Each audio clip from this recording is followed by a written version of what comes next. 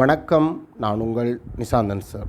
நாங்கள் இன்றைய பார்க்க இருக்க வினாத்தால் மேல்மாகாண கல்வி திணைக்களத்தினால் தரம் 11 மாணவர்களுக்காக நடத்தப்பட்ட 3ஆம் தவணை பரீட்சை 2024. இந்த வினாத்தால் இந்த பகுதி ஒன்றில் அமையப்பட்டுள்ள 25 வினாக்களையும் தெளிவாகவும் விளக்கமாக பார்க்க இருக்கோம். நீங்கள் இன்னும் இந்த குறித்த 25 வினாக்களையும் செய்து பார்க்கலண்டா கீழே டிஸ்கிரிப்ஷன் பகுதியில் லிங்க் இருக்கும் பிள்ளைகள் லிங்கை பயன்படுத்தி வினாத்தால் தரவிறக்கம் செய்து பார்த்துட்டு வீடியோக்குள்ளே வாங்க. புள்ளியிடக்கூடிய வகையில் தான் திருத்திறக்க இருக்கிறோம். உங்களுக்கு எத்தனை புள்ளி கிடைக்குது அப்படின்றத மறக்காமல் கமெண்ட் பாக்ஸில் பதிவிடும் போது உங்களோட பெயர் நீங்கள் எங்கேருந்து பார்க்குறீங்க அப்படின்றதோட எந்த வழியான எனது மாணவன் அப்படின்றதையும் குறிப்பிடுங்க. அதாவது யூடியூப்பில் மட்டும்தான் கல்வி கற்றுக்கொண்டிருக்கீங்களா, இல்லை என்னுடைய சூம் மூலமான வகுப்புகளில் கலந்து கொள்கிற மாணவனா, இல்லை என்னுடைய நேரடி வகுப்பு மாணவனா, இல்லை எனது பாடசாலை மாணவனா அப்படின்றத மறக்காமல் பதிவிடுங்க. நீங்கள் ஒவ்வொரு கமெண்ட்டும் ஒரு கொலெக்ஷன் மாதிரி காட்டும் பிள்ளை. நீங்கள் எத்தனை வீடியோ பார்த்துருக்கீங்க, நீங்கள் எத்தனை பேப்பரில் எத்தனை புள்ளி எடுத்திருக்கீங்க அப்படின்றத ஒரு கொலெக்ஷன் மாதிரி காட்டுது. ஸோ நீங்கள் எத்தனை புள்ளி செய்கிறீங்க, எத்தனை கேள்வி பேப்பர் செய்கிறீங்க அப்படின்றத என்னால் பார்க்கக்கூடிய மாதிரி இருக்கும். நீங்கள் மறக்காமல் கமெண்ட் பாக்ஸில் உங்களோட மார்க்ஸை கட்டாயம் பதிவிடுங்க. இந்த வீடியோ என்னது, தரம் 11க்கான சூம் மூலமான கணித வகுப்பு இந்த ரெக்கார்டிங். நீங்களோ இல்லை உங்களோட தம்பி தங்கைகளோ சூம் மூலமான கணித வகுப்புகளுக்கு இணைந்து கொள்கிறேன்டா தாராளமாக இணைந்து கொள்ளலாம். எல்லா கலந்துரையாடலையும் யூடியூப் வழியாக அப்லோட் பண்ண இல்லமெண்ட் இல்லை, சிலதை அப்லோட் பண்ணுறேன், அது பல மாணவர்களுக்கு சென்றடையுது. ஆனாலும் என்னட்ட சூம் மூலமான கணித வகுப்புகளுக்கு நீங்கள் இணைந்து கொள்வதன் மூலம் தான் எனக்கு ஒரு வருமானம் கிடைக்கும். ஸோ அந்த அடிப்படையில் நீங்கள் இணைந்து கொள்கிறேன்டா அது தொடர்பான விவரத்தை என்னட்ட கேட்டும் பெற்றுக்கொள்ளக்கூடியதாக இருக்கும். ஒவ்வொரு பாடப்பரப்பும் தெளிவாகவும் விளக்கமாகவும் ஆரம்பத்திலேருந்து இப்போ நீங்கள் கடைசி கட்டத்துக்கு வந்துட்டீங்க. ஸோ நீங்கள் கடைசி ரிவிஷன் கிளாஸில் மட்டும்தான் இணைஞ்சு கொள்ளக்கூடியதாக இருக்கும். இதே உங்களோட தம்பி தங்கைகள் ஆரம்பத்திலேருந்து தெளிவாகவும் விளக்கமாகவும் பாடப்பரப்பை கற்றுக்கொள்ளணும் அப்படின்னு சொன்னால் நீங்கள் என்னுடைய சூம் மூலமான வகுப்புகளில் கலந்து கொள்ள சொல்லுவோம். மிகவும் பிரயோசனமாக இருக்கும். வகுப்புகளுக்கு நீங்கள் தொடர்ச்சியாக வருவீங்களா, வகுப்புகள் கட்டாயம் பிரயோசனமாக இருக்கும். என்னுடைய சூம் மூலமான கல்வி கற்றுக்கொண்டிருக்க மாணவர்கள் இந்த புள்ளிகள் அதற்கு சாட்சியாக அமையும். இணைந்து கொள்கிறேன்டா தாராளமாக இணைந்து கொள்ளலாம். சரி, வாங்கோ கேள்விக்குள்ளே போவோம். முதலாவது கேள்வி, ஒரு குறித்த வேலையை செய்து முடிப்பதற்கு 12 மனிதர்களுக்கு 4 நாட்கள் தேவை. ஒரு வேலையை செய்கிறதுக்கு 12 மனிதர்களுக்கு 4 நாட்கள் தேவை என மதிப்பிடப்பட்டுள்ளது. இவ்வேலையை 3 நாட்களில் செய்து முடிப்பதற்கு எத்தனை மனிதர்களை ஈடுபடுத்த வேண்டும்? 12 4ஆல் பிரிக்கிட்டு 3ஆல் பிரித்தா எங்களுக்கு இலகுவாக வந்துட போகுது. இப்போ நாங்கள் ரெண்டு விதமாக இந்த கேள்வியை கவனம் எடுத்துக்கணும். நோமலாக கேள்வி எத்தனை மனிதர்களை ஈடுபடுத்த வேண்டும் என்று தான் கேட்டிருக்கு. சில நேரம் மேலும் எத்தனை மனிதர்களை ஈடுபடுத்த வேண்டும் அப்படி என்று கூட வந்துடலாம். இப்போ நாங்கள் படிப்படியாக போவோம். மொத்த வேலை இந்த அளவை காணுவோம். மொத்த வேலை எங்களுக்கு 12 மனிதர்கள் 4 நாட்கள் செய்கிற வேலை என்றால் ஒரு மனிதன் தனியே இந்த வேலையை செய்தால், ஒரு மனிதன் இந்த வேலையை செஞ்சால் அவருக்கு எத்தனை நாள் எடுக்கும் அப்படின்னு சொன்னால் 4 48 மனித நாள் அப்படி என்று வரும் மொத்த வேலை. அந்த 48 மனித நாள் வேலையையும் இப்போ 3 நாட்களில் முடிக்கணும் அப்படின்னு சொன்னால், ஏன் நான் இப்படி கொஞ்சம் கொஞ்சமாக செய்கிறேன்னா, சில கணக்குகளில் என்ன செய்யணும், 48 மனித நாள் வேலை இந்த பாதியை இல்லது 2 மடங்கு அந்த மாதிரி வந்துடலாம். அப்போ நாங்கள் உடனே நேரடியாக பெருக்கி போட்டு பிரிக்கிறதுனா எங்களுக்கு இலகுதான், வெட்டக்கூடிய மாதிரி இருந்திருக்கும். 16 மனிதர்கள் அப்படி என்று வரும். 16 மனிதர்களை ஈடுபடுத்தணும் என்று வரும். 16 மனிதர்கள் மட்டும்தான். சில நேரம் மேலும் எத்தனை மனிதர்கள் என்று சொல்லியிருந்தால் முதல் 12 மனிதர் இருந்தவ இப்போ 16 மனிதர்கள் தேவை, ஆகவே மேலும் 4 மனிதர்கள் தேவை என்று வந்திருக்கும். ஆனால் இங்கே கேட்கப்பட்ட கேள்விக்கு 16 மனிதர்கள் என்று விடை இருந்தால் 2 மார்க்ஸ். அதில் எந்த மாற்றமும் இல்லை. உருவில் தரப்பட்டுள்ள தகவல்களை கொண்டு எக்ஸின் பெருமானத்தை காண்க. எக்ஸ் முக்கோணத்தில் இருக்கிற அகக்கோணம். அப்போ இதில் இன்னும் எங்களுக்கு மற்ற அகக்கோணங்களும் வேணும். இதில் 110 பாகை என்று போட்டிருக்கு. ஆகவே படத்தின்படி, அதில் தரவின்படி, படத்தை பார்த்து சொல்லக்கூடாது, தரவின்படி அது 70 பாகை, கொஞ்சம் பெருசாக இருந்திருக்கும் 70 பாகைண்டா. அதே மாதிரி தரவின்படி இது 60 பாகை. நேர்கோட்டில் உள்ள அடுத்துள்ள கோணங்கள் தான் கூட்டுத்தொகை. 3 கோணத்தையும் கூட்டினா 70, 60 எக்ஸ், இந்த 3 கோணத்தையும் கூட்டினா 180 வரணும். முக்கோணத்தின் அகக்கோணங்கள் இந்த கூட்டுத்தொகை 60 60 130 ஆகிட்டு. ஸோ எக்ஸ் 180லேருந்து 130 கழிச்சு விட்டோம்டா எக்ஸ் 50 பாகை என்று வரும். எக்ஸ் 50 பாகை என்ற விட இருந்தால் சரியை போட்டு 2 மார்க்ஸை போடுங்க.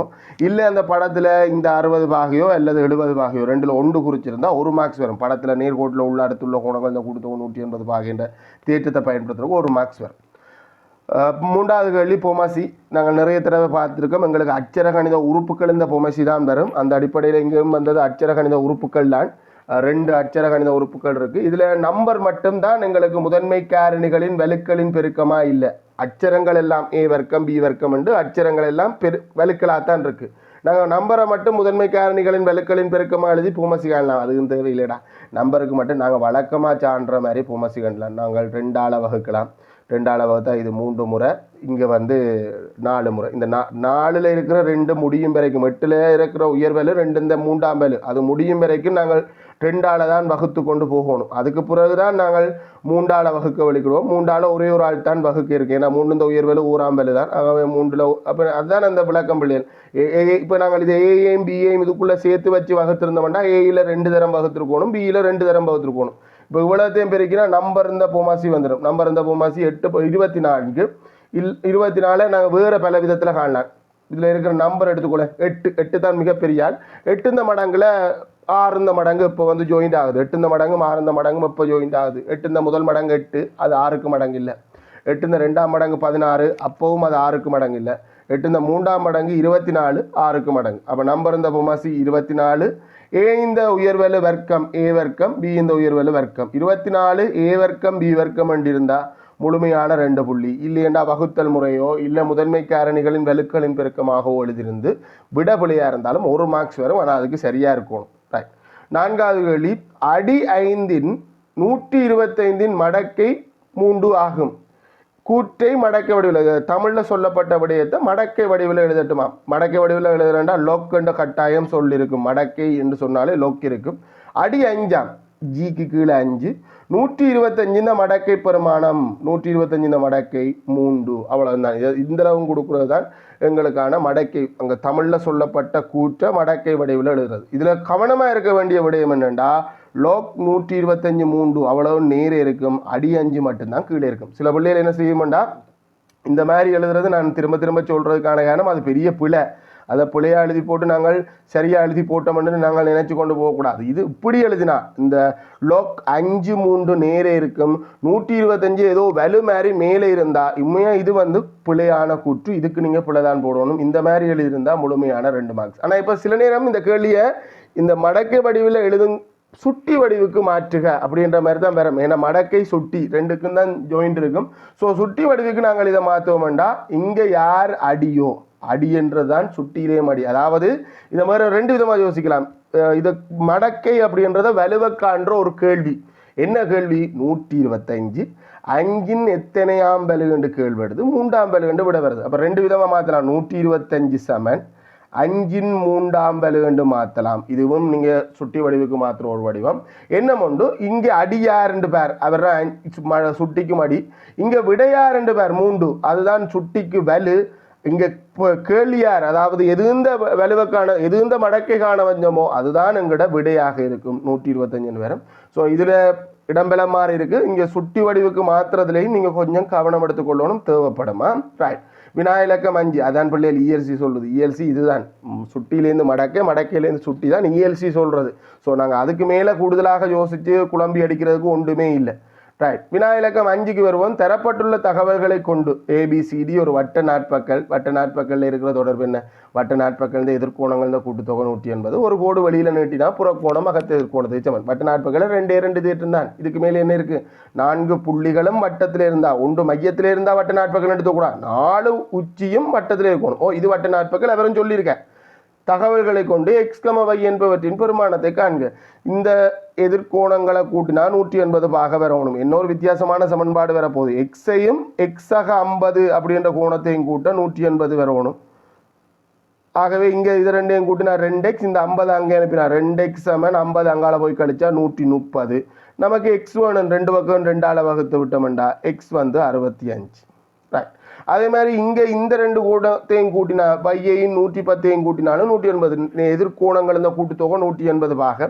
ஸோ வையையும் 110ஐயும் நாங்கள் கூட்டினோம்ண்டாலும் எங்களுக்கு 180 பாக வரணும். ஆகவே வை சமன் நேரடியாகவே சொல்லலாம் 100 அங்கால போய் கழிவட்டா 70 பாக என்று வரும். ஒவ்வொன்றுக்கும் ஒவ்வொரு புள்ளிகள். எக்ஸை காண்றதுக்கு ஒரு புள்ளி, வையை காண்றதுக்கு ஒரு புள்ளி. 6வது கேள்விக்கு போவோம். 6வது கேள்வி, 2,2 எனும் புள்ளியினூடாக செல்லும் நேர்கோடு ஒன்றின் படித்திறன் 4 ஆகும். ஒரு நேர்கோட்டு தான் படித்திறன் அப்படின்னு சொன்னோம்னா எங்களுக்கு 2 விஷயம் தெரியும். ஒன்று நேர்கோட்டு தான் பொது வடிவம் இங்கே சொல்லியிருக்கு, y சமன் mx + c என்ற வடிவில். எம்ன்றது படித்திறன் சொல்கிறோம். அதாவது இந்த வடிவில் இருக்கும்போது எக்ஸ் இந்த குணகம் படித்திறன். எம் இங்கே எங்களுக்கு தந்தாச்சு 4, வழக்கத்துக்கு மாறானது. நாங்கள் படித்திறனை காண்றது தான் பொதுவானது. இந்த முறை எங்களுக்கு என்ன வேணுமெண்டா வெட்டு துண்டை காண வேண்டியிருக்கு. நாங்கள் பொதுவாக இந்த மாதிரியான கேள்வி செஞ்சதே இல்லை. இது ஒரு நல்ல அனுபவத்தை உங்களுக்கு தரும். இந்த நேர்கோட்டு தான் படித்திறன் தெரியும், வெட்டு துண்டு தெரியும். ஆகவே இப்போ இந்த நேர்கோட்டு இந்த சமன்பாடு ஓரளவுக்கு எங்களுக்கு தெரிய வந்துட்டு. y சமன் எம்முக்கு பதிலாக 4 போட்டால் 4x சக சி. இப்போ சியை மட்டும் கண்டுபிடிச்சிட்டோம்னா இந்த நேர்கோட்டு இந்த சமன்பாடு நமக்கு தெரிஞ்சிடும். இந்த நேர்கோட்டு இந்த நேர்கோட்டின் சமன்பாட்டை y சமன் mx + c எனும் வடிவில் எழுதுக. எக்ஸும் வையும் எப்பவும் சார்ந்த சமன்பாட்டே இருக்கும். இப்போ எம்முக்கும் பதிலாக பெருமானம் போட்டுட்டோம், சிக்கு பதிலாக பெருமானம் போட்டா சரி. இந்த புள்ளியினூடாக இந்த நேர்கோடு போகுமெண்டா கட்டாயம் இந்த புள்ளியை இந்த நேர்கோடு திருப்தி ஆக்க வேண்டும். ஸோ இந்த 2,2 என்ற புள்ளியை நான் இந்த சமன்பாட்டில் பிரதியிடுறேன். பிரதியிடுறேன் என்ன அர்த்தம்? எக்ஸுக்கு பதிலாக நான் 2 போட்டேன்டா 4 2ஆல் பெருக்கி அதோட வெட்டு துண்டை கூட்டும் போது திரும்ப 2 விட வரணும். y இந்த பெருமானம் வரணும். எக்ஸுக்கு பதிலாக 2 இங்கே இருக்கு, முன்னுக்கு இருக்கிற எக்ஸுக்கு பதிலாக 2 போட்டால் பின்னுக்கிற yக்கு பதிலாகவும் 2 வரணும். இப்போ எனக்கு ஒரு குட்டியாக சீலான ஒரு சமன்பாடு கிடைச்சிருக்கு. முதல் இதை சுருக்கி எடுக்கிறேன். 2 இந்த பக்கம் 8 சக சி என்று வரும். சி வேணும்னா இந்த 8 அங்கே அனுப்புவேன், 8 அங்கே போய் கழிக்கும். சி சமன் 2 சய 8, சி வந்து எத்தனைண்டா சய 6. ஆகவே கோட்டு இந்த சமன்பாடு y சமன் 4x சய 6 அப்படின்றது தான் சமன்பாடு. என்னுடைய நான் வெட்டு துண்டை தந்துட்டு படித்திறனை காண சொல்லி இருந்தால் பிரதியிடலுக்கு போக வேண்டி இல்லாமல் அதை ஒரு புள்ளியின் ஆள்கூறாக கருதி y ஆள்கூறுகளின் வித்தியாசத்தின் கீழ் x ஆள்கூறுகளின் வித்தியாசம் வந்து ரைவ் பண்ணியிருக்கலாம். ஆனால் இங்கே எங்களுக்கு வெட்டு துண்டை காண சொல்லியிருக்கு. வேறு வழியே இல்லை, நாங்கள் கட்டாயம் பிரதியிட்டு தான் வேணும். y சமன் 4x சய 6 அப்படின்னு நேர்கோட்டு இந்த சமன்பாடு முழுமையாக இருந்தால் 2 புள்ளி வரும்டா. இல்லை அந்த கோட்டில் கொண்டு போய் அந்த கோட்டு இந்த சமன்பாட்டில் கொண்டு போய் பிரதியிட்ட இந்த லைன் அங்கே இருக்குடா, பிரதியிட்ட லைன் இங்கே இருக்குது. 2 சமன் 8 சக சி, இல்லை இங்கே இந்த இடம் 2 சமன் 4 தர 2 சக சி என்ற அந்த வடிவத்தில் பிரதியிடுறதுக்கு ஒருவேளை இறுதி விட இல்லைண்டா வரும். உதாரணத்துக்கு ஒரு நேர்கோட்டு இந்த வெட்டு துண்டு சி தருவடுது. சி வந்து சய 2 ஓகே சய 2 போட்டா சய 2.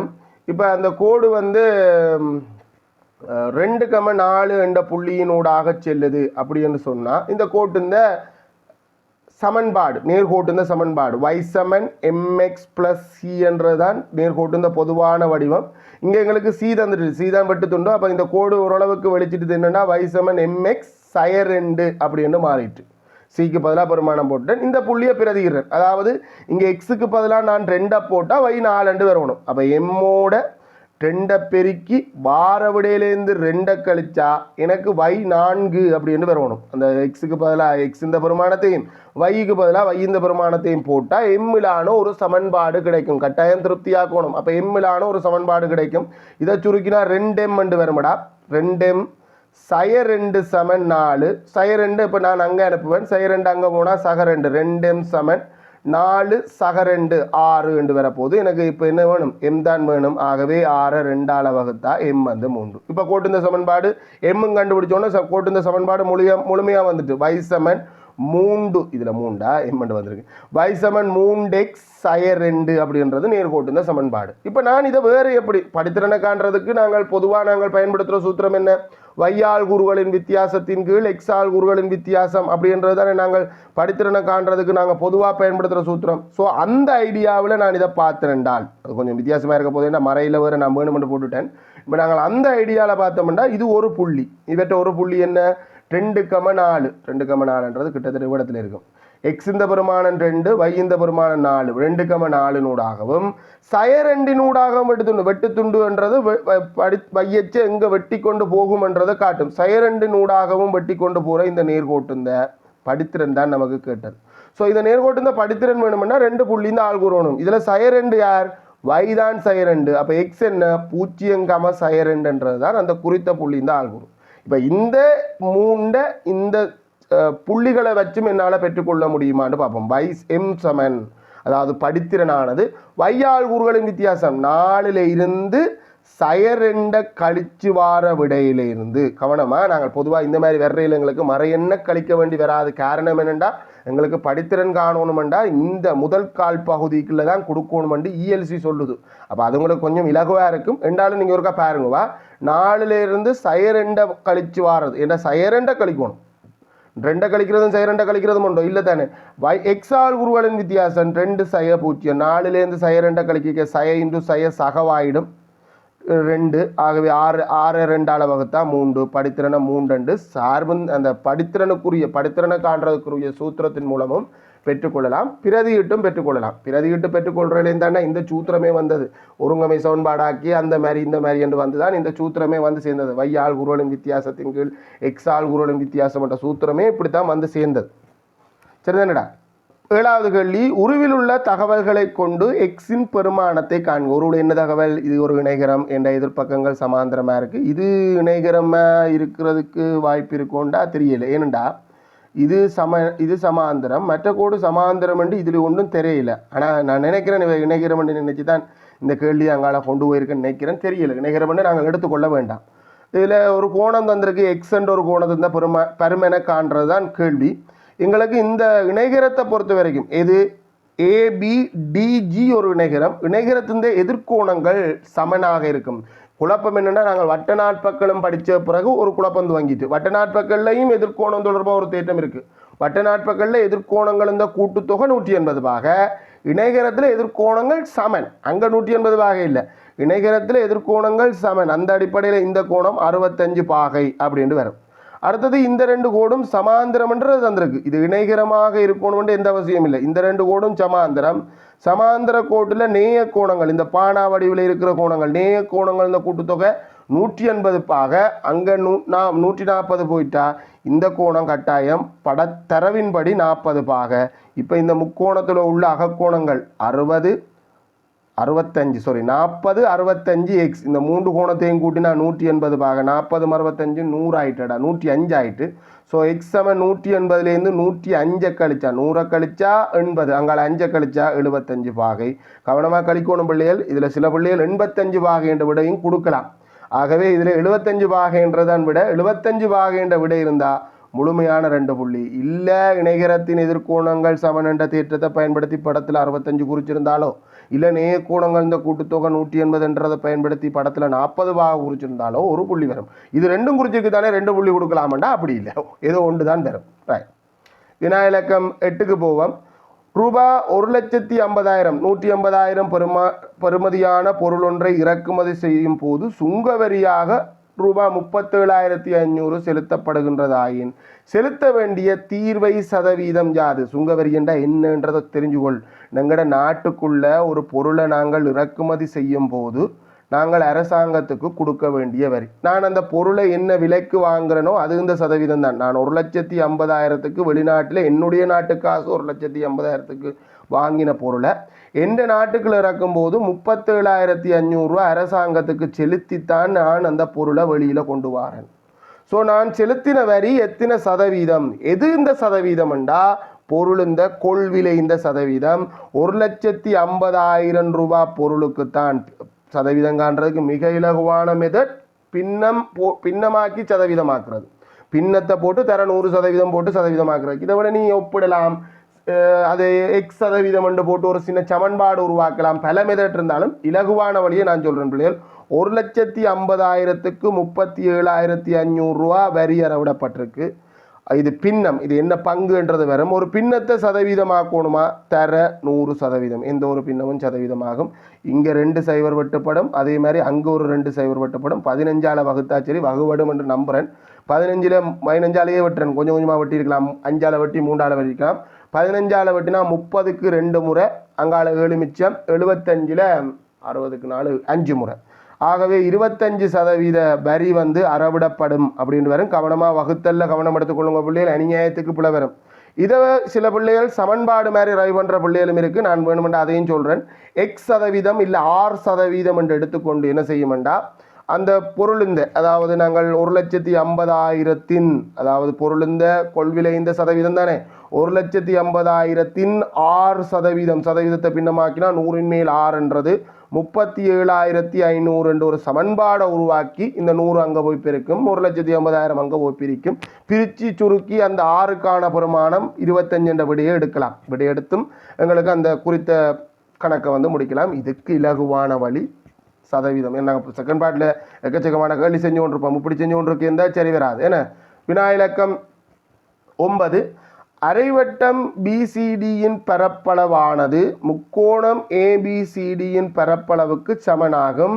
ஏபி சமன் ஏபி இந்த நீளம் பையாம். நாங்கள் ஒரு கேட்போம் பிள்ளைகள் பை சென்டிமீட்டர்னு வந்திருக்கணும். ஏபி பை என்று எங்கேயாவது கேள்விப்பட்டிருப்போம். பை என்றது ஒரு பெருமானம் இருக்குது, பைக்கு ஒரு நிரந்தரமான பெருமானம் இருக்குது.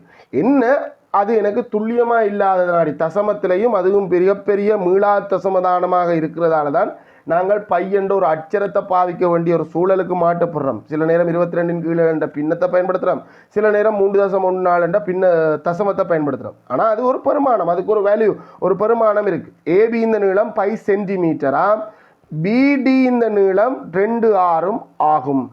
ஆறின் பெருமானத்தை காண்க. என்ன சமன்பாடு ஒன்றை உருவாக்க வேண்டியிருக்கு, சின்னனா உருவாக்கினா போதும். முக்கோணத்தின் பரப்பளவும் அரைவட்டத்தின் பரப்பளவும் சமனா. முக்கோணத்தின் பரப்பளவுக்கான சூத்திரம் அரைதர அடிதர செங்குத்தியரம். அரைவட்டத்தின் பரப்பளவுக்கான சூத்திரம் முழுவட்டத்தின் பரப்பளவு பையார் வர்க்கம், அது இந்த அரைவாசி.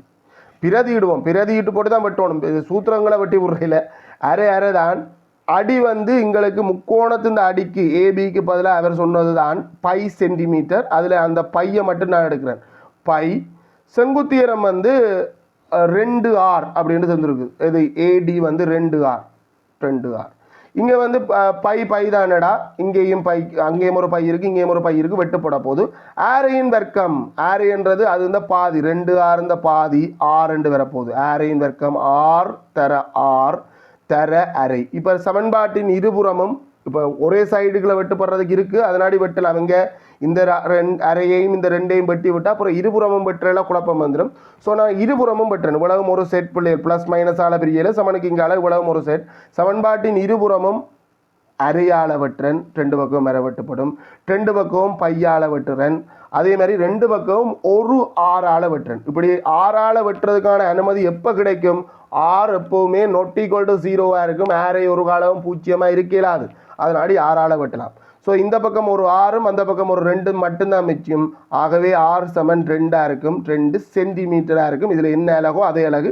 இது வரைக்கும் எந்த ஒரு அலகும் போடையில, அதனாடி நாங்கள் சென்டிமீட்டர் போட வேண்டிய அவசியம் இல்லை. சென்டிமீட்டர் போட இயலாது.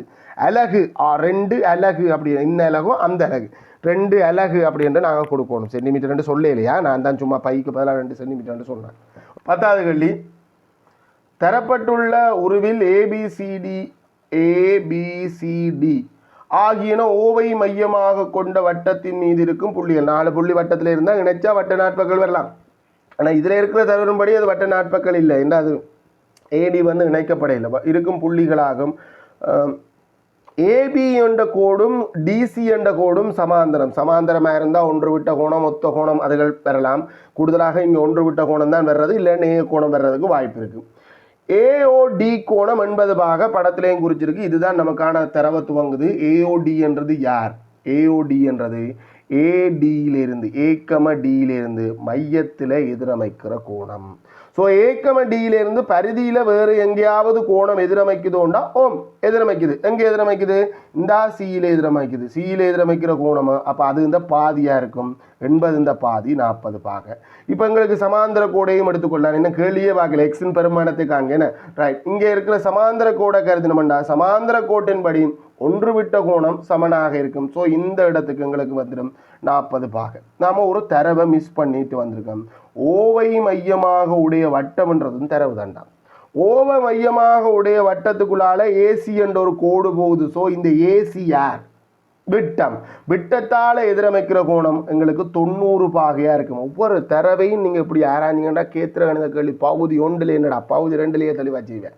முக்கோணத்தின் அகக்கோணங்கள் ஏபிசி என்ற முக்கோணத்தின் அகக்கோணம் 90, 40, எக்ஸ். இந்த 3 கோணத்தையும் கூட்டினா 180 பாக வரும். அது 2ஐயும் கூட்டினா 130. ஆகவே 180லேருந்து 130 கழிச்சா எக்ஸ் 50 பாகை. 50 பாகை என்ற எக்ஸுக்கான விட 50 பாகைன்றதை தெளிவாக எடுத்திருந்தீங்கன்னா முழுமையான 2 புள்ளி. இல்லையண்டா படத்தில் இந்த 40 பாகையோ இல்லை இந்த கோணம் சமன்ன்றதை வேறு மாதிரியும் குறிச்சிருக்கலாம். இப்போ 40 குறிச்சிக்கோணும் இல்லை, இதில் ஏதோ ஒரு பெருமானம் போட்டு அதே பெருமானம் அங்கே போட்டிருந்தாலே ஒன்று விட்ட கோணம் சமன் என்ற தேற்றமோ இல்லை வட்ட நாட்பக்கள் என்றேன் விட்டம் அரைவட்ட கோணம் செங்கோணம் என்றதை குறிச்சிருந்தாலோ உங்களுக்கு ஒரு புள்ளி வரும். 2 புள்ளி வரணும்னா கடைசி விட இருக்கும். ரைட். 11வது கேள்விக்கு வருவோம். வாகனம் ஒன்று தனது பயணத்தின் முதல் 25 கிலோமீட்டரை 1 மணித்தியாலத்திலும் அடுத்த 80 கிலோமீட்டரை 2 மணித்தியாலும் அவ்வாகனத்தின் சராசரி கதி. அப்போ மொத்தமாக முதல் 1 மணித்தியாலம் பயணிக்குது, 25 கிலோமீட்டர் தூரம் போகுது. பிறகு அங்கால 2 மணித்தியாலம் பயணித்து 80 கிலோமீட்டர் தூரம் போகுது. அப்போ இந்த பயணத்துக்காக 1 மணித்தியாலம் 2 மணித்தியாலமாக மொத்தமாக 3 மணித்தியாலம் எடுத்திருக்குது. எடுத்துக்கொண்ட சென்ற தூரம் 105 கிலோமீட்டராக இருக்குது. சராசரி கதி அப்படின்றது என்ன? சென்ற மொத்த தூரத்தின் கீழ் எடுத்த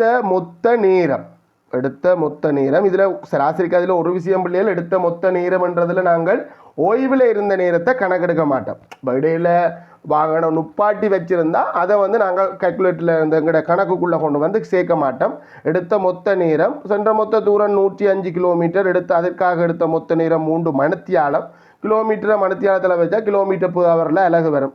3 அங்கால ஒரு மிச்சம் 35 கிலோமீட்டர் per hour அப்படின்றது இது இந்த சராசரி கதியாக இருக்குது. 35 கிலோமீட்டர் per hour என்ற விடை இருந்தால் முழுமையான 2 புள்ளி. பிரதியிடல் 105 3ஆல் வகுக்கணும் என்று இருந்திருந்தால் 1 புள்ளி வரும். அது செஞ்சால் இது வந்திருக்கும்.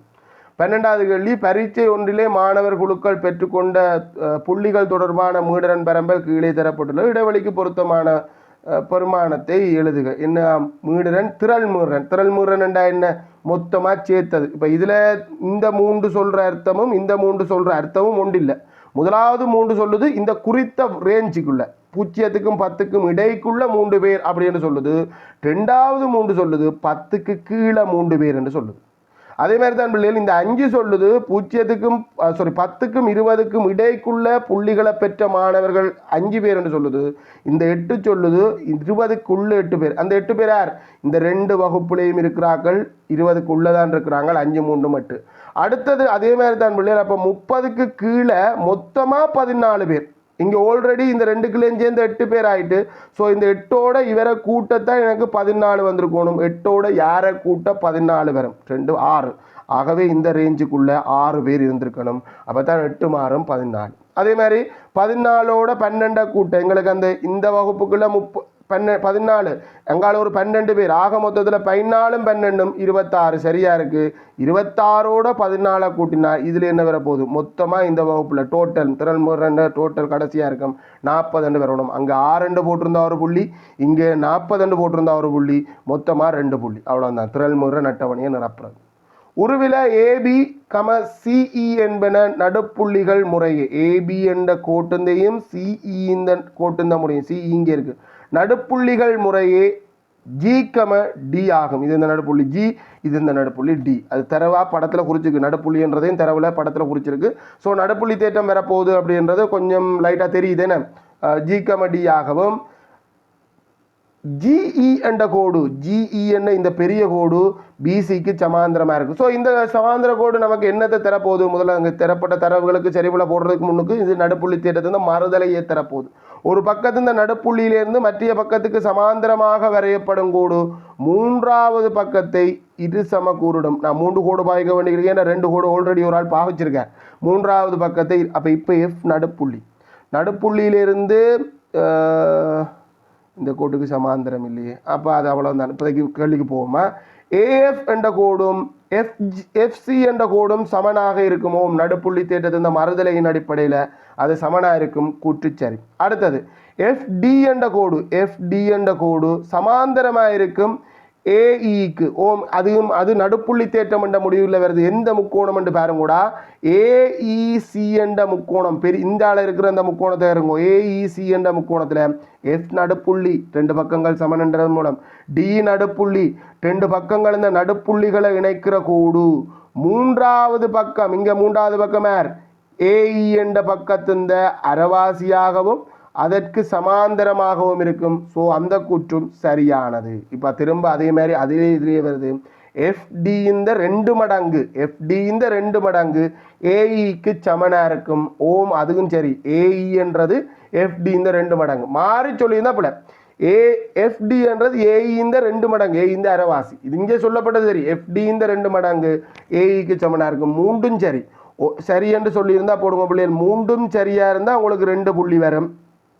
அடுத்த 14வது கேள்வி ஒரு அச்சரகணித பின்ன பெருக்கல். நமக்கு அச்சரகணித பின்னங்கள் வரைக்கும் ஒரு சந்தோஷமான விஷயம், பகுதி ஒன்றில் வர்றதுல பெரிய அளவில் இந்த காரணிப்படுத்தி வெட்ட வேண்டிய தேவைகள் இருக்காது. அதே மாதிரி தான் பெரிய அளவில் பொமசி காண வேண்டி வந்தாலும் பெரிய பொமசி காண்ற மாதிரி இருக்காது, ரொம்ப சின்னனா டக்கண்டு வர்ற மாதிரி தான் புள்ளி தரப்படுறாங்க. இதையும் நாங்கள் குறைவான புள்ளி எடுக்கிறதுன்றது அது நாங்களாக திட்டமிட்டு செய்கிற சதி, எங்களுக்கு நாங்களே செய்கிற சதி, சரிதானே? ஸோ இப்போ நம்ம இது பெருக்கல், பகுதியின் சமனாக இருக்கணும், அதுக்கு பொமசி அந்த வேலையெல்லாம் இல்லை, எங்களுக்கு மேலே கீழே உறுப்புகளாக இருந்தால் சரி, அதாவது காரணிகளின் பெருக்கமாக இருக்கணும், இல்லைன்னா காரணிப்படுத்தணும். எங்களுக்கு பகுதி ஒன்றில் வர்றதுக்கு காரணிப்படுத்த வேண்டிய தேவை இல்லை, ஏன்னா மேலே கீழே பொதுவான காரணியை வெட்டுவோம் இல்லை, இங்கே நேரடியாக வெட்ட வரலாம். ஆனால் வெட்டக்கு முன்னுக்கு கொஞ்சம் குழப்பமாக இருக்கும் தானே, ஏ வர்க்கம்ன்ட்டு வச்சுட்டு இதில் ஏ வெட்டிட்டு அங்கே வர்க்கத்தை வெட்டணும், அது எனக்கு கொஞ்சம் குழப்பம் சார்ன்ட்டு சொல்கிறாக்கெல்லாம் கூட. ஸோ நீங்கள் ஏ வர்க்கம்ன்றதை பெருக்கமாக எழுது, ஏ தர 5 தர பி தான் 5b. அதேமாதிரி பி வர்க்கம் அப்படின்றது பி தர பி.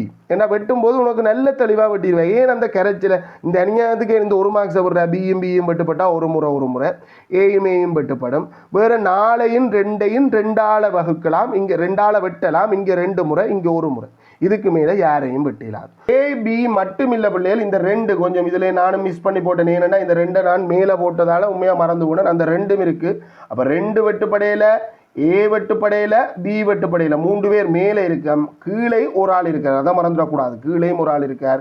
ஆக மொத்தத்தில் மேலே 2ab கீழ் 5 அப்படின்னு வரப்போகுது. 2ab கீழ் 5 விட இருந்தால் முழுமையான 2 புள்ளியும் வரும். சில பிள்ளைகள் ஒரு மிஸ்டேக்காக என்ன செய்யும்னா வெட்டுறாது, வெட்டாமல் இதை மட்டும் அப்படியே பெருக்கப்படும். 4a வர்க்கம் பி வர்க்கத்தின் கீழ் 10ab அப்படின்னு போடுற வழக்கம் இருக்குது. அப்படி போட்டால் அந்த பின்ன பெருக்கல்ன்றது சரி, ஆனால் அது எளிய வடிவம்ன்றது தான் பிள்ளை. ஸோ பின்ன பெருக்களுக்காக அந்த புள்ளி ஒரு புள்ளி வருமா?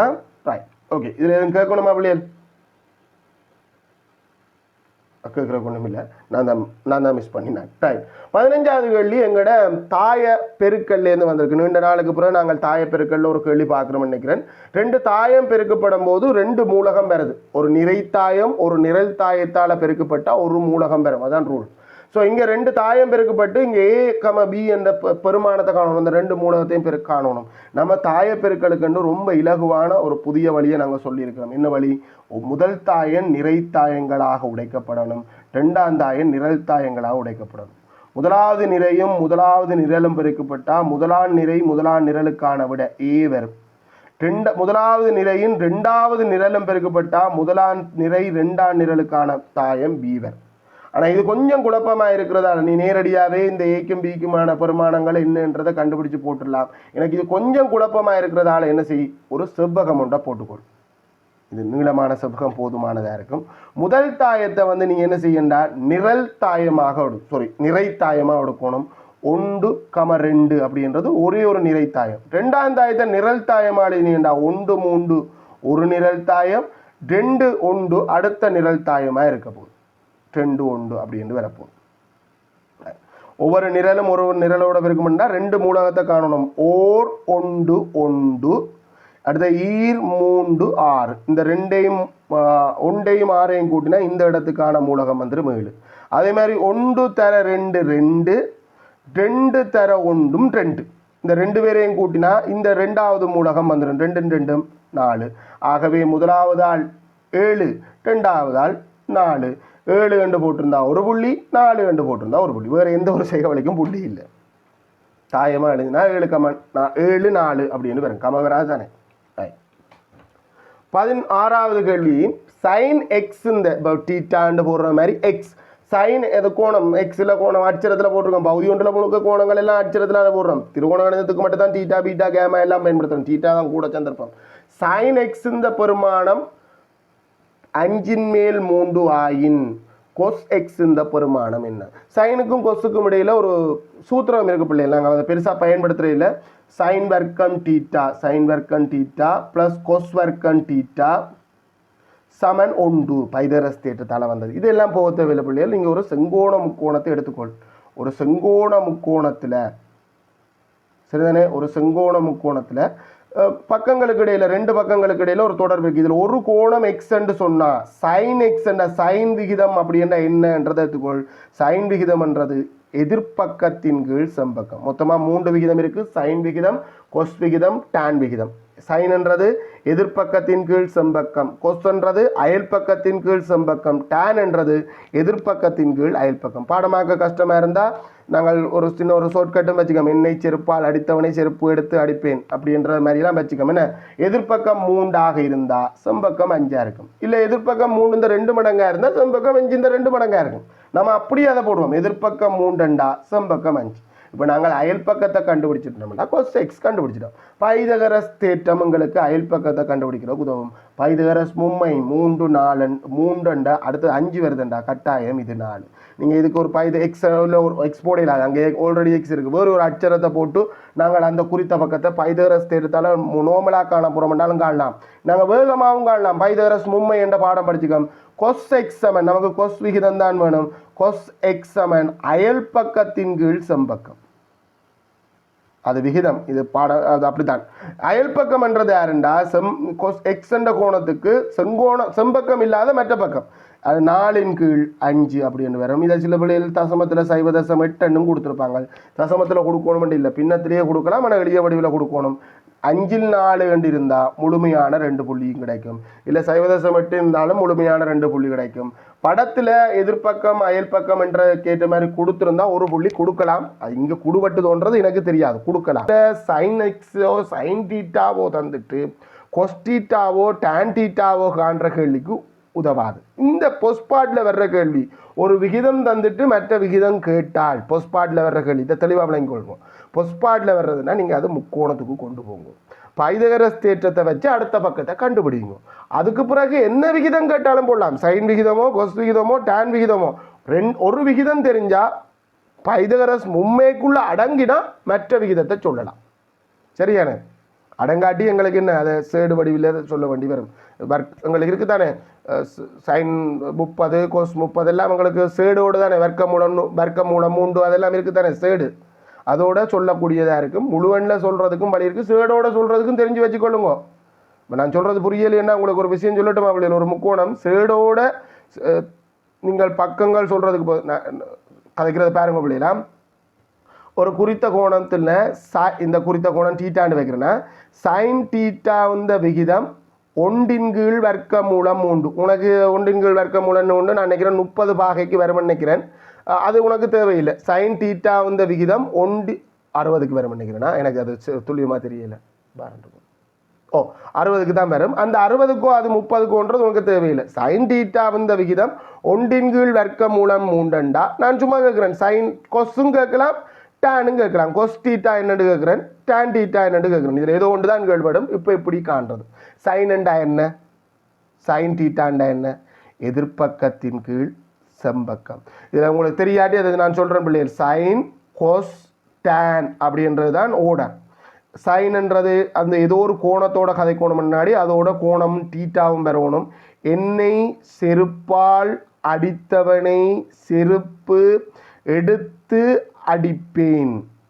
சரிதானே? எதிர்ப்பக்கத்தின் கீழ் செம்பக்கம் அயல் பக்கத்தின் கீழ் செம்பக்கம் எதிர்ப்பக்கத்தின் கீழ் அயல் பக்கம் என்று வரும். நமக்கு இப்போ இங்கே எதிர்ப்பக்கத்தின் கீழ் செம்பக்கம் எங்களுக்கு ஒன்று எதிர்ப்பக்கம் 1 இருந்தால் செம்பக்கம் வர்க்கமூலம் 3. ரைட்.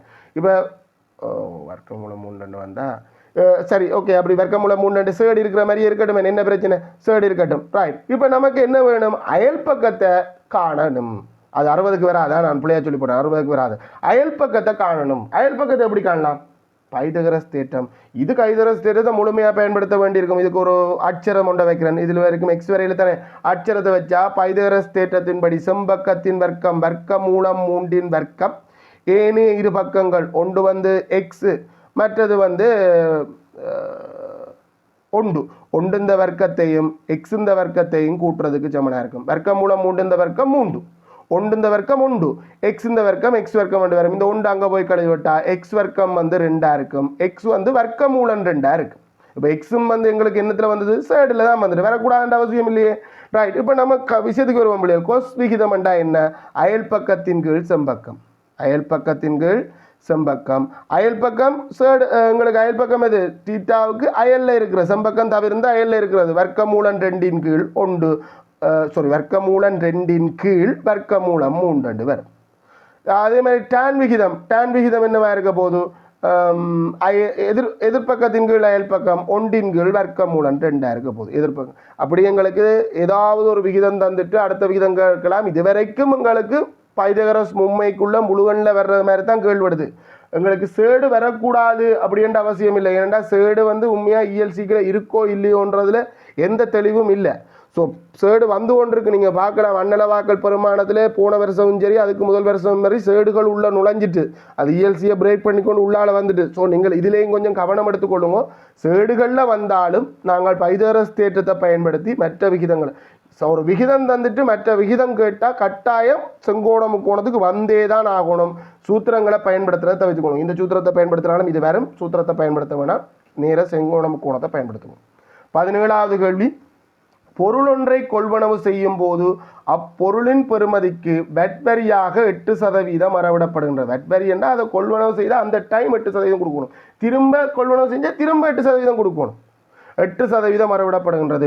ரூபாய் 7500 பெறுமதியான பொருள் ஒன்றை கொள்வனவு செய்யும் போது செலுத்த வேண்டிய வரித்தொகையை காண்க. நாங்கள் கொள்வனவு செய்த தொகை இந்த 8% அரசுக்கு கொடுக்கணும். அதையும் கடைக்காரனுக்கு தான் கொடுப்போம். சில நேரம் செலுத்த வேண்டிய மொத்த தொகையாதுன்றா அதை சேர்த்து கொடுக்கணும். 7500-இன் 8% நான் வரி கட்டணும். இப்போ 18%, 8% வரி கட்டணும்னா இங்கே 2 சைவர் வெட்டுப்படும். 40 சைவரை போட்டு 4 மிச்சம் 56 4 60. ஆகவே ரூபாய் 600 வரியாக கட்டணும். செலுத்த வேண்டிய மொத்த தொகை என்று கேட்டிருந்தா 7500 600 8100 வரும். இல்லை 108% பெருக்கிறாக்களும் இருக்கலாம். ஆனால் இங்கே கேட்ட கேள்வி செலுத்த வேண்டிய வரித்தொகை ரூபாய் 600 என்றது இருந்தால் முழுமையான 2 புள்ளி. ரைட். 18வது கேள்விக்கு போகும் பிள்ளைகள் தீர்க்குக. என்ன தீர்த்தல்ல நாங்கள் மொத்தமாக 3 தான் பார்த்துருக்கோம் பிள்ளை. இது என்ன புதுசாக இருக்குன்னு யோசிக்கக்கூடாது. தீர்த்தலில் நாங்கள் மொத்தமாக 3 தான் பார்த்துருக்கோம். இது இருபடி சமன்பாடு தீர்த்தல். முதலாவது எளிய சமன்பாடு, அடுத்தது வர்க்கபூர்த்தின்னு சொல்கிறோம். வர்க்கபூர்த்தி இருபடி சமன்பாட்டில் உண்டு. அது எங்களுக்கு பகுதி 2க்குரியதா, பகுதி 1 வராது. பகுதி 1க்குரிய இருபடி சமன்பாடு தீர்த்தலுக்கான நுட்பம் என்ன? கட்டாயம் தரம் 10 இந்த 2 காரணிகளின் பெருக்கம் 0 என்ற அந்த வெளிப்பட உண்மை. இதை வேறு மாதிரி தீர்க்கிறேன்னா என்ன செய்யலாம்டா, இந்த செயல் 2 அங்கால அனுப்பி போட்டு 2 பக்கம் எக்ஸை வெட்டலாம்டா. எக்ஸை வெட்டக்கூடாதுன்றதை நான் தெளிவுபடுத்திட்டேன். ஏன்டா இங்கே எக்ஸ் 0 இருக்காது அப்படின்றத நீ உறுதியாக சொல்லிடாது. இங்கே பக்க நிலங்களாக இருந்தால் வெட்டலாம், இப்போ வெட்டிடாது. அப்போ நாங்கள் அந்த மாதிரி செய்யவே இயலாது. எக்ஸ் ≠0 கொடுத்து தான் வெட்டணும். ஆனால் உனக்கு ≠0 தெரியாது. அப்போ தெரியாத வேலைக்கு போகாது. அப்போ தரம் 10க்குரியது மாதிரி போனால் இது 2 காரணிகளின் பெருக்கமாக எழுதணும். ஒரு பக்கம் 0 சரி. ஸோ இதை காரணிப்படுத்தணும். காரணிப்படுத்தலில் வந்தால் 3 விதம். ஒன்று முதலாவது பொது எடுத்தல், வர்க்க வித்தியாசம், ஊறுப்பு இருபடிக்கோவை. இது பொது எடுத்தலுக்குள்ளேயே முடிஞ்சிடும். எக்ஸை பொது எடுத்தாலே காரணிப்படுத்தப்படும். 2 ரூபாய் எக்ஸ், 2 ரூபாயிலையும் எக்ஸ் இருக்குது. எக்ஸ் இன்ட்டு எக்ஸை 2 சமன் 0. 2 காரணி பெருக்கி 0 வருதுன்னா நாங்கள் சொல்லக்கூடிய முடிவு ஒன்றில் எக்ஸ் 0 இருக்கணும் அல்லது எக்ஸை 2 0 இருக்கணும். அப்படி என்ற எக்ஸை 2 0 இருக்கும். எக்ஸ் 0 எக்ஸுக்கான தீர்வு. எக்ஸை 2 0 இருக்கணும்டா எக்ஸ் 2 இருக்கணும். 1 0 ஒரு தீர்வு, அதுக்கு ஒரு புள்ளி. 2 ஒரு தீர்வு, அதுக்கு ஒரு புள்ளி. ஆக மொத்தம் 2 புள்ளி. சில பிள்ளைகள் அந்த எக்ஸை வெட்டி இருந்தால் ஒரு தீர்வு தான் வரும். அப்படின்னா ஒரு புள்ளி தான் கிடைக்கும். தரப்பட்டுள்ள வெண்வரிப்படத்தில் ஏ டேஷ் ஒன்றிப்பு பிக்குரிய பிரதேசத்தை நிறுத்தணும். முதல்ல நாங்கள் அதை மார்க் பண்ணுவோம். பிள்ளைகள் 4-5 வழி இருக்குது. நாங்கள் எங்களுடைய ஸ்டைலில் ஏ டேஷை மார்க் பண்ணுவோம். ஏ என்றது இந்த வட்டம். வட்டத்தை விட்டு வெளியில் இருக்கிற பிரதேசம் ஒரே ஒரு பிரதேசம், இதுதான் ஏ டேஷ். அடுத்தது பி என்றது இந்த ஒரு பிரதேசம். 2 பேருக்கும் இடைவெட்ட போகிறது இல்லை. இடைவெட்டு இல்லை, 2 பேரும் இருக்கிற பிரதேசம் இல்லை. எங்கள்கிட்ட கேட்டது ஒன்றிப்பு. ஒன்றிப்புண்டா 2ல் ஒன்று இருந்தாலே அந்த பிரதேசம் எங்களுக்குரிய பிரதேசமாக வரும். இந்த பிரதேசமும் வெளிப்பிரதேசத்துலையும் 2 பேரும் தனித்தனியாக தான் இருக்கையும் அது வரும். தனித்தனியாக நீங்கள் நிறந்துட்டணும். நடுவில் இருக்கிற அந்த பகுதியை மட்டும் நிறந்து விட்டாமல், அது தொடவே கூடாது. நடுவில் இருக்கிற பகுதியை நீங்கள் தொடவே கூடாது. அதை மட்டும் நிறந்து விட்டாமல் மற்றது இதுவும் அதே மாதிரி பி இந்த பிரதேசமும் நிறந்துட்டணும். ஏ டேஷ் ஒன்றிப்பு பிக்குரிய நிறந்துட்டினா முழுமையாக சரியாக இருந்தால் மட்டும்தான் சரி, மற்றபடி புள்ளி வராது. ரைட். 20வது கேள்விக்கு போகும் பிள்ளைகள் உருவில் ஏஎக்ஸ் ஆனது ஏஎக்ஸ் இங்கே இருக்கு. இந்த ஏஎக்ஸ் ஆனது பிஏசியையும் பிஏசியையும் அது இருசம கூறுடுதுன்றது 2 சேர்ந்து வருது. சிடி ஆனது ஏசிபியையும் இருசம கூறுடுது. ஸோ அப்படின்னு பார்த்தா இந்த 2 கோணமும் சமன். அதே மாதிரி இந்த ரெண்டு கோணமும் சமன், அது வேறையா, அதுவும் சமனாக இருக்கணும்னா அது பெரிய முக்கோணம் இருசம பக்க முக்கோணமாக இருந்திருக்கணும். அந்த ரெண்டு கோணமும் சமன். ஏன்னா இருசம கூறுடுதுன்னா ரெண்டு கோணத்தையும் சமனா வெட்டி கொண்டு வருதுன்றா தான் இருசம கூறுடுது. CTX இந்த கோணம் இங்கே தந்திருக்கு. இந்த கோணம் 32 பாகை எனின் இந்த சொல்லப்பட்டதன்படி இது ஒரு கோண இருவுராக்கினா இந்த ரெண்டு கோணமும் சமனாக இருக்கும். அதே மாதிரி இது ஒரு கோண இருவுராக்கினா இந்த ரெண்டு கோணமும் வேறு அடையாளம் போடணும். அது ரெண்டும் வேறு வேறையாக இருக்கும். இப்போ நாங்கள் அச்சரம் ரீதியாக சொல்கிறதுன்னா இது எக்ஸ் என்று சொன்னால் இது எக்ஸ், அதே மாதிரி இது வேறு கோணம் பை என்று சொன்னால் இதுவும் பை. இப்போ எங்கள்கிட்ட கேட்ட கோணம் ஏபிசி கோணம், இது இந்த கோணத்தை தான் காணணும். நீங்கள் வேணும்னா இதுக்கு செட் அப்படின்னு அச்சரம் கொடுங்க, நம்ம செட்டை வந்து காணும். இந்த செட் வந்து எந்த முக்கோணத்தில் இருக்குன்னா ரெண்டு முக்கோணமாக நாங்கள் கருதலாம். ஏபிஎக்ஸ் என்ற முக்கோணத்தில் இருக்குன்னு யோசிக்கலாம், இல்லை பெரிய முக்கோணமான ஏபிசியில் இருக்குன்னு யோசிக்கலாம். இங்கே தந்த தரவு இதில் ஒரு கோணம் 32 பாகைன்னு தந்த தரவை யாராய் இவர் யார் என்று பார்த்தாலே கணக்கு ஒரு அளவுக்கு கிட்ட வந்துடுது. இவர் வந்து ஒரு முக்கோணத்தின் அகக்கோணம், எது சிடிஎக்ஸ் என்ற முக்கோணத்தின் அகக்கோணமாகவும் கருதலாம், இல்லைன்னா ஏடிசி என்ற முக்கோணத்தின் புறக்கோணமாகவும் கருதலாம். அங்கே புறக்கோணமாக கருதினோம்டா அங்கே புறக்கோணமானது அகத்தெதிர் கோணங்கள் தான் கூட்டுத்தொகை எக்ஸையும் வையையும் கூட்டினா 32 பாக வரணும் அப்படின்னு வந்துடும். இது இந்த முக்கோணத்தில். பெரிய முக்கோணத்தில் நாங்கள் கருதினோம்டா 2x 2y செட் 3 பேரையும் கூட்டினா 180 பாக வந்துடணும். அப்போ 2x + 2y அதோட அந்த குறித்த நாங்கள் கேட்குற ஏபிசி கோணம், அந்த செட்ன்றதுக்கு ஏபிசி கோணம், ஏபிசி கோணம் 3ஐயும் கூட்டினா 180 பாக வந்துடணும். 2x + 2y x + y இந்த 2 மடங்கு 64 பாகையாக இருக்க போது.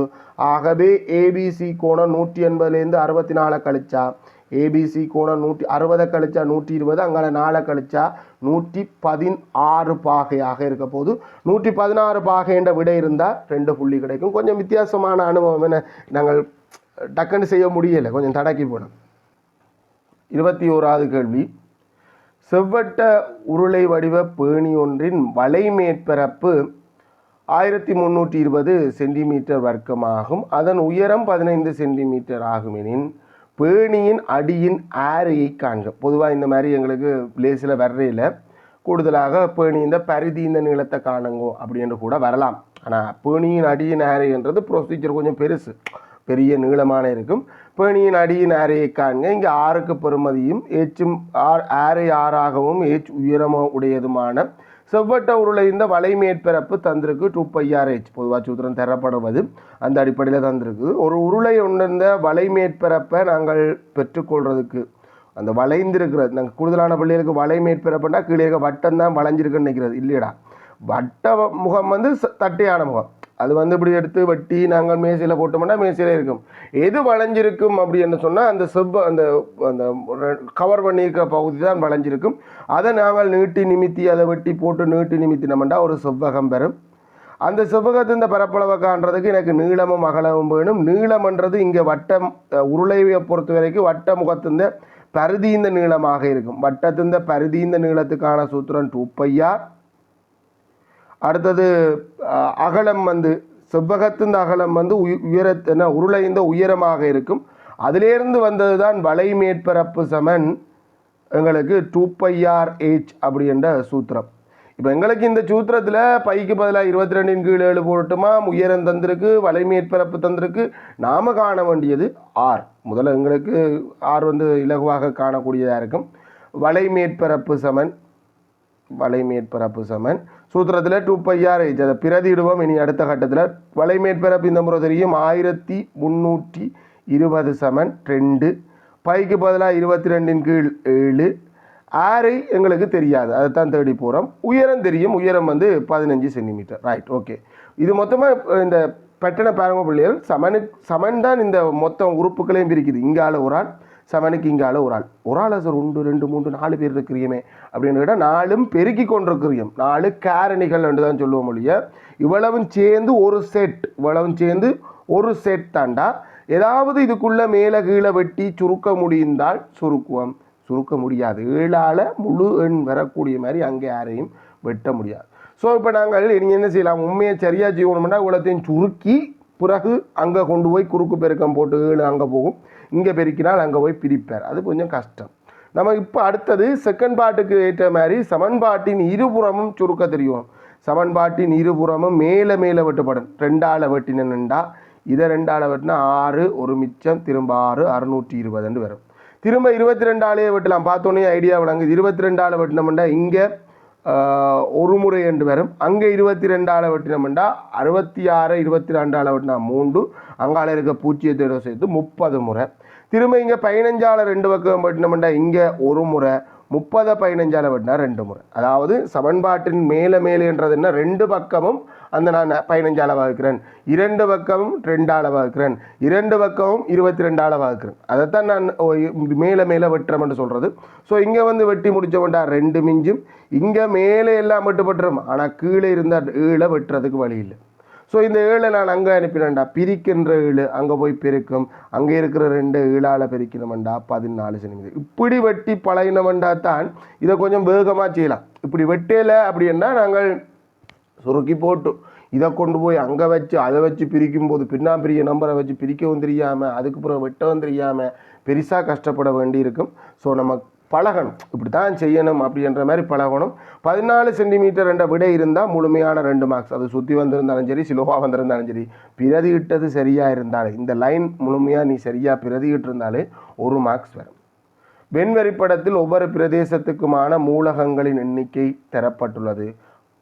ப்ரொபோவல்டி ஆஃப் எக்ஸ் இடைவெட்டு y முழுவதின் டேஸை காண்க. ப்ரொபோவல்டியா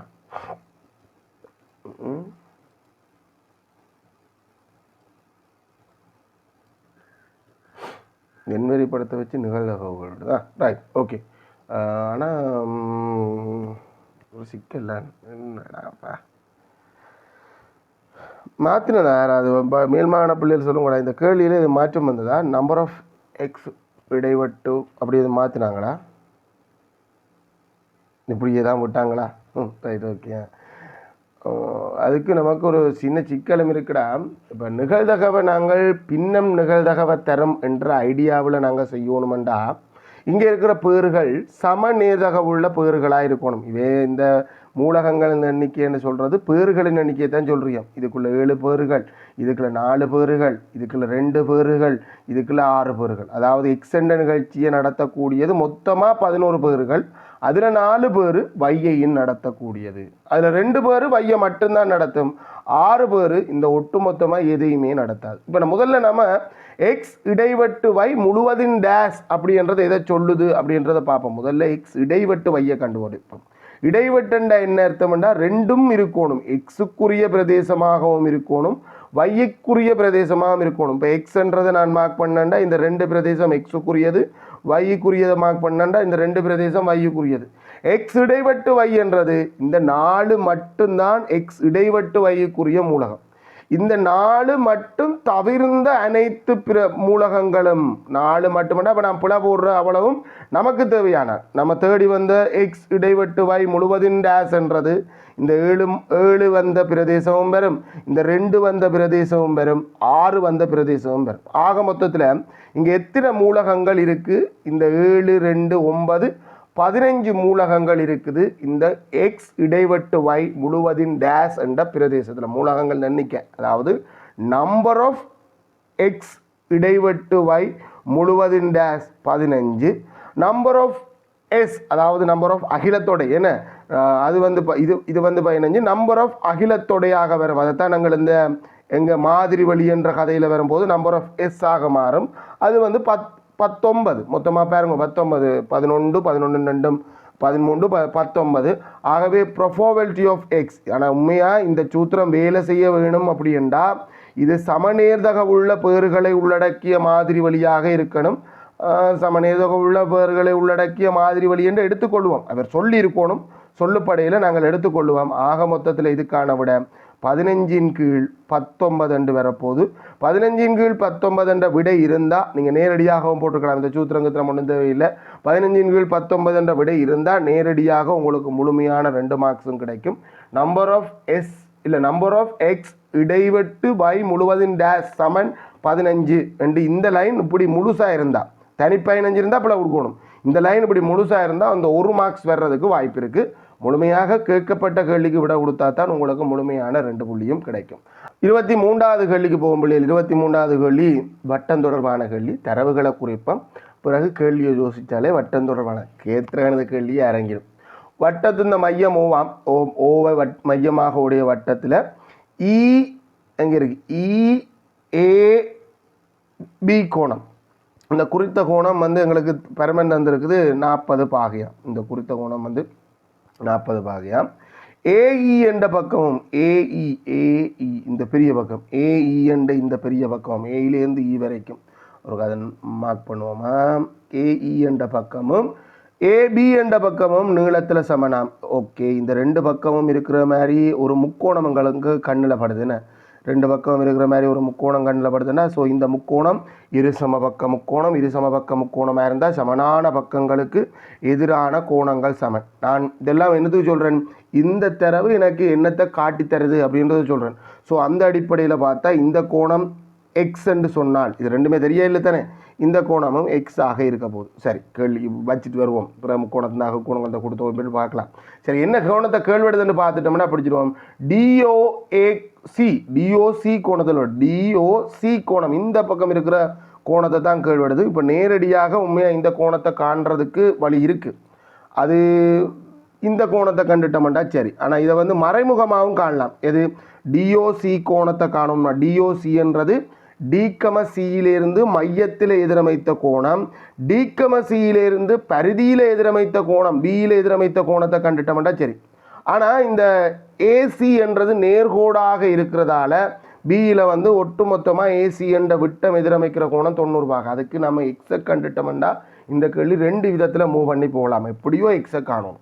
சரி, முக்கோணத்தின் அகக்கோணங்கள் இந்த கூட்டுத்தொகையை பயன்படுத்தினோம்னா 2x 40, இந்த மூன்று கோணம், ரெண்டு இல்லை அதில் மூன்று கோணம் கூட்டினா 180 வரணும். முக்கோணத்தின் அகக்கோணங்கள் இந்த கூட்டுத்தொகை 180. காரணம் எல்லாம் பகுதி ஒன்றுக்கு தேவையற்றது, மினக்கட்டு கொண்டு இருக்க தேவையில்லை, பெரிய செகண்ட் பார்ட் கேள்வி மாதிரி செஞ்சு கொண்டு இருக்க தேவையில்லை. 40 அங்கால வந்தால் கழிவடும், கழிவட்டா 140, 2 அங்கால போனால் பிரிவடும். எக்ஸ் வந்து 70 பாகம். ரைட், ஓகே, எக்ஸ் 70 பாகம். இதுக்கு பிறகு நீ ரெண்டு விதமாக செய்யலாம்னு சொன்னான். ஒன்று ஏசியால் விட்டத்தால் பியில் எதிரமைத்த கோணம் 90 பாகை அப்படின்னு போட்டால் இந்த கோணம் 20 பாகைன்னு வரும். ஏன்? எக்ஸ் 70 பாகைன்னா இதெல்லாம் படத்திலேயே போடுற ஒரு பிரச்சனையும் இல்லை. எக்ஸ் 70 பாகைண்டா மீதம் இருக்கிற இந்த கோணம் 20 பாகை. இது பரிதியில் எதிரமைக்கப்பட்ட கோணம். எது? டியிலேருந்து. அப்போ டியிலேருந்தும் சியிலேருந்தும் பரிதியில் எதிரமைக்கப்பட்ட கோணம் 20 பாகைண்டா டியிலேருந்தும் சியிலேருந்தும் மையத்தில் எதிரமைத்த கோணம் அது இந்த 2 மடங்காக இருக்கும். ஆட்ட 20 இந்த 2 மடங்கு, 20 இந்த 2 மடங்கு 40 பாகம். அங்கே இருக்க அங்கே 40 வந்ததால் இங்கே 40 வரை இல்லை. அது வேறு ரீசன், இது வேறு ரீசன். சரிதானே? அங்கே 20 என்ற அடி 40. என்ன ஒரு விதம்னு சொன்னால், இந்த எக்ஸ்ன்றது டியிலேருந்தும் ஏயிலேருந்தும் பரிதியில் எதிரமைத்த கோணம் 70 டியிலிருந்தும் ஏயிலிருந்தும் மையத்தில் எதிரமைத்த கோணம் 140 பாகையாக இருக்கும். நேர்கோட்டில் உள்ள அடுத்துள்ள கோணம் என்ற அடிப்படையில் இது ரெண்டாவது விதமாக காணலாம். 180 140 கழித்து கூட நாங்கள் 40 பாகை என்ற விடையை பெற்றிருக்கலாம். ஏதோ ஒரு அடிப்படையில் படத்தை பயன்படுத்தி 40 பாகை என்ற விட முழுமையாக பெற்றிருந்தால் முழுமையான 2 புள்ளியும் பெறும். இல்லை இந்த தேற்றம் பயன்படுத்தி இருந்தாலே, இந்த சமனான பக்கங்களுக்கு எதிரான கோணங்கள் சமன் என்ற தேற்றத்தை பயன்படுத்தி இருந்தாலே, முக்கோணத்தின் கோணங்கள் இந்த கூட்டுத்தொகை பயன்படுத்தி அது 70 கூட காண தேவையில்லை. இங்கே எக்ஸு இங்கே எக்ஸ் என்று போட்டிருந்தாலே அந்த ஒரு புள்ளி வரும். 2 புள்ளி வரணுமெண்டா கட்டாயம் இறுதி விட இருக்க வேண்டும். தீர்க்குக 24வது கேள்வி தீர்க்கட்டுமா? இங்கே என்ன பிரச்சனை என்றால், பின்னம் இருக்கிற சமன்பாடாகவும் இருக்குது, பகுதி எண்ணில் எக்ஸ் இருக்குது. பின்னம் இருக்கிற சமன்பாடு ஒன்றுக்கு மேற்பட்ட இடத்துல எக்ஸ் இருக்குது, பகுதி ஒன்றிலையும் எக்ஸ் இருக்குது. நம்ம தீர்க்கணுமெண்டா பின்னம் இருக்கிற சமன்பாடு அது எங்கே வந்தாலும், இருபடை சமன்பாட்டில் வந்தாலும் சரி, எளிய சமன்பாடில் வந்தாலும் சரி, ஒருங்கமை சமன்பாடில் வந்தாலும் சரி, பின்னம் இருக்கிற சமன்பாடை பின்னம் இல்லாத சமன்பாடாக மாற்றணும். 2 விதத்தில் பின்னம் இருக்கிற சமன்பாடை பின்னம் இல்லாத சமன்பாடாக மாற்றலாம். ஒன்று மொத்தமாக 3 செட் ப்ளஸ் மைனஸ் சமனால பிரிஞ்சிருக்கிறது, மொத்தமாக 3 பேராக பிரிஞ்சிருக்கிய 3 உறுப்புகள். இந்த 3 உறுப்புலையும் பகுதி எண்கள் இந்த பொமசியால் பெருக்கி விட்டா, 6x 3 பேரையும் பெருக்கி விட்டா ஒரு இடத்துல கூட பின்னம் இல்லாமல் வெட்டுப்பட்டுரும். இல்லை, ரெண்டாவது வழி, நாங்கள் இதை ரெண்டையும் சேர்த்து ஒரு பின்னமாக்கி போட்டு குறுக்கு பெருக்கும். இதை ரெண்டையும் ஒரு பின்னமாக்கணும்னா பின்ன கூட்டல், பகுதியின் சமன் இல்லை, பொமசி எடுக்கணும். பொமசி 3x, இப்போ ஒரு இடத்துக்கு வந்து சேர்ந்துட்டு எக்ஸ், இது 3ஆல் பெருக்கப்பட்டிருக்கு, இதை 3ஆல் பெருக்கி நான் 3, அடுத்தது அப்படியே இருக்குது, அப்போ அப்படியே வரும். அப்போ இங்கே வந்து எங்களுக்கு என்ன வர போகுது? 3x மேல் 5 சமன் 6 மேல் 5. குறுக்க பெருக்கினா 3x இல்லை வெட்ட முடியும் பிள்ளைகள் அங்கே மேலே மேலே 5 கீழே கீழே 3 வெட்டையிலும் குறுக்க பெருக்கினா 15x சமன் 3x அங்கே போய் 5ஓட பெருக்கினா 15x சமன் 30.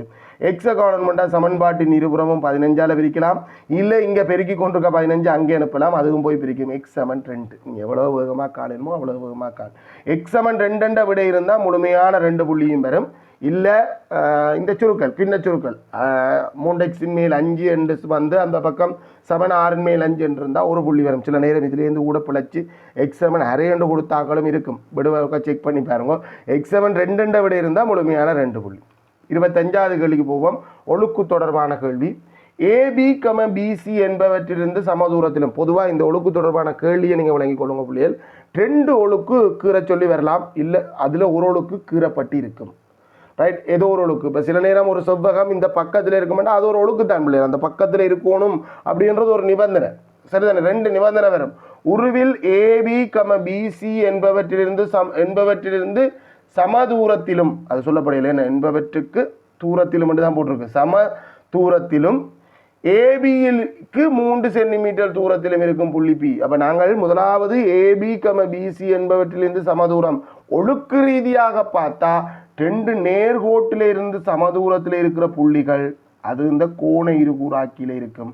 அந்த ஒழுக்கு இங்கே கீறப்பட்டிருக்கு. ஏபி பிசி என்பவற்றுக்கு சமதூரத்தில் இருக்கிற புள்ளிகள் கீறப்பட்டிருக்கு. இப்போ நம்ம கீற வேண்டியது என்னென்னா ஏபியிலிருந்து 3 சென்டிமீட்டர் தூரத்தில் இருக்க புள்ளி. இப்போ அடிமட்டத்தை எடுத்து 3 சென்டிமீட்டர் எடுத்து ஏபியிலேருந்து வெற்றையில், ஏபி என்றது ஒரு நேர்கோடு, இது பரும்படியான படம். ஏபி என்ற நேர்கோட்டிலிருந்து 3 சென்டிமீட்டர் என்று சொல்லியிருந்தாலும் சரி, 3 மீட்டர் என்று சொல்லியிருந்தாலும் சரி, அடிமட்டத்தால் 3 மீட்டர் கீறலுமா? இல்லை. ஆனால் இது பரும்படியான படம். 3 சென்டிமீட்டர் என்ற ஒரு குறித்த தூரம். குறித்த தூரத்தில் நிறைய புள்ளிகள் இருக்கும். அவ்வளவு புள்ளியை முனைச்சா எங்களுக்கு என்ன வரும்? சமாந்தர கோடு வரும். அது பரும்படியாக தான் கீறணும். ஏன்னா ப்ராப்பராக கீறதுண்டா அது ஒரு பெரிய ப்ரொசீஜர். இந்த சமாந்தர கோடு கீறணுமெண்டா என்ன செங்குத்து கோடும் கீறணும். 2 இடத்துல, ஒரு இடத்துல இல்லை, 2 இடத்துல செங்குத்து கோடு கீறி பிறகு அந்த 3 சென்டிமீட்டர் அந்த குறித்த தூரத்தை நாங்கள் அளந்து வெட்டி 2 புள்ளியை கண்டுபிடிச்சு கீற வேண்டியிருக்கும். இது ரொம்ப பெருசு. இந்த சமாந்தர கோடு கீற அந்த அமைப்பு மட்டும் கொஞ்சம் பெருசு. நீங்கள் சமாந்திரம் என்று பரும்படியாக குறித்து கொண்டு அந்த தூரம் 3 சென்டிமீட்டர்ன்றதை குறிக்கணும். அந்த தூரம் என்றால் நீங்கள் அந்த குறித்த புள்ளியையும் எடுத்துக்கொள்ளலாம், இல்லை வேறு எங்கேயாவது ஒரு இடத்துல அந்த செங்குத்து தூரம் 3 சென்டிமீட்டர் என்றதையும் குறித்து கொள்ளணும். இதுதான் அதை பரும்படியாக குறிக்கிறது. அந்த ஒழுக்க கீறி இந்த 2 ஒழுக்கும் இடைவெற்ற புள்ளி அந்த 2 நிபந்தனையும் திருப்தி செய்கிற ஏபியிலிருந்து 3 சென்டிமீட்டர் தூரத்திலும் இருக்கும் புள்ளி பியை காண்பதற்கு தேவைப்பட்ட ஒரு பூரணமற்ற அமைப்பு தரப்பட்டுள்ளது. செய்யப்பட்ட ஒரு பூரணமற்ற அமைப்பு தரப்பட்டுள்ளது. தேவையான அளவினை குறித்து பரும்படி படத்தை பூரணப்படுத்தி பியை குறிக்கும். அளவு கட்டாயம் 3 சென்டிமீட்டர் சமாந்தர கூடன்றதை பரும்படியாக்குறனாலே போதுமானது. இந்த குறித்த 2 ஒழுக்கும் இடைவெற்ற அந்த குறித்த புள்ளி தான் பி என்று போடணும். நீங்கள் ஒழுக்குக்கிறதுக்கு ஒரு புள்ளி, பியை குறிக்கிறதுக்கு ஒரு புள்ளியாக மொத்தம் 2 புள்ளி வரும். நாங்கள் மொத்தமாக 25 கேள்வி பார்த்துருக்கோம். 25 கேள்விக்கு மொத்தத்தில் எங்களுக்கு 50க்கு எத்தனை புள்ளி அப்படின்றத பதிவிடணும்.